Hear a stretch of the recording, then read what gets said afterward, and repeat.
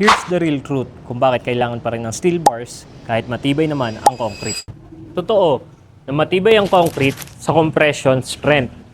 Kaya nitong magdala ng mga mabibigat na load. Pero marupok ito kapag may tumutulak sa gilid.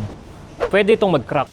Dito, pumapasok ang steel bars. Kapag pinagsama ang concrete at steel bars, nagkakaroon ng dagdag na lakas at tibay ang isang structure. Ang rebars ang tumutulong upang labanan ang mga malalakas na lindol at malalakas na hangin, nagpapahaba ng buhay ng structure dahil sa tension strength capabilities nito. Hindi basta-basta ang rebars. Kailangan ng tulong ng isang civil engineer upang malaman ang haba, ang laki at dami ng mga ito. Hindi lang lakas ng concrete ang meron.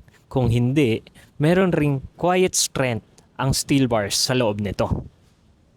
Sa madaling salita, ang rebars o steel bars ang backbone ng structure mo. Functional,